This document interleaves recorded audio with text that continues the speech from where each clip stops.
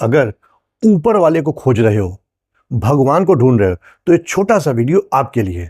एक बार एक व्यक्ति का किसी बात पर दिल टूट गया और वो इतना ज्यादा परेशान और इतना ज्यादा निराश हो गया कि उसे सांसारिक मोह माया से मोह भंग हो गया, लोगों से उसका मोह पूरी तरह भंग हो गया और वो भगवान की तलाश में भगवान को ढूंढने निकल पड़ा। मंदिर गया, उसे नहीं मिले भगवान। दूसरे मंदिर गया, तीसरे मंदिर गया, कई मंदिरों में गया, उसे भगवान नहीं मिले। फिर वो और जगह गया, उसको वहां भी भगवान नहीं मिले। लोगों से पूछता रहा भगवान कहाँ मिलेंगे, भगवान कहाँ मिलेंगे, लेकिन उसे भगवान कहीं भी नहीं मिले। बड़ा निराश, बड़ा थका हारा, परेशान। तभी उसने देखा कि उस नगर के जो सबसे अच्छे संत महाराज हैं वो चले आ रहे हैं। उसने उनका उचित अभिवादन करा और उनसे बोला, महाराज मैं भगवान की तलाश में भटक रहा हूँ, मुझे उनके दर्शन करा दीजिए, मुझे उनसे मिलवा दीजिए, मुझे उनसे बात करनी है। आज मैं बहुत परेशान हूँ, मेरा दिल पूरी तरह टूट चुका है।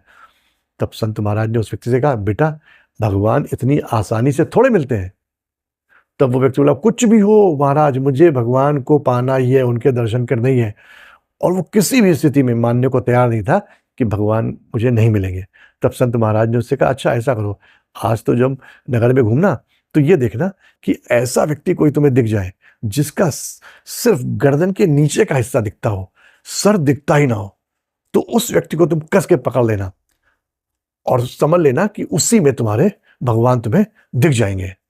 अब वो व्यक्ति नगर में घूमने लगा, एक एक आदमी को चेक करने लगा, लेकिन जिस आदमी को भी देखता उससे आदमी पूरा संपूर्ण नजर आता, सर भी होता और पूरा बॉडी भी होती। बड़ा परेशान, दिन हो गया, रात हो गई, उसे कहीं भी ऐसा आदमी नहीं मिला जिसका सिर्फ नीचे का पोर्शन दिखता हो। थका हारा, मजबूर, निराश सा वो अपने घर आ गया और घर में वो अपने जब खड़ा था तो एकदम से उसने यूं ही अपना सर नीचे कर लिया और जैसे ही उसने अपना सर नीचे करा तो वो खुशी के मारे उछल पड़ा और उसके अंदर से आवाज है, अरे तुम इसी आदमी को तो ढूंढ रहे थे जिसका सर ना तो कि दिखाई दे, जिसका नीचे का हिस्सा सिर्फ दिखाई पड़े, वही तो भगवान है। और उसे समझ में आ गया कि भगवान को मैं इधर उधर दुनिया में ढूंढ रहा था और भगवान तो मेरे अंदर ही है। तो दोस्तों, भगवान हमारे अंदर ही विराजमान है। जिस दिन हम खुद से प्रेम करने लगेंगे, अपनी खुद की इज्जत करने लगेंगे, अपने आचरण का मान रखने लग जाएंगे, अपने शब्दों का मान रखने लग जाएंगे, हम अपने विचारों को शुद्ध करने लग जाएंगे, उस दिन हम में ही परमात्मा का निवास हो जाए और स्वयं हम भगवान का स्वरूप बन जाएंगे। और तब हमें भगवान को पाने के लिए, ऊपर वाले को पाने के लिए कहीं भी इधर उधर नहीं भटकना पड़ेगा।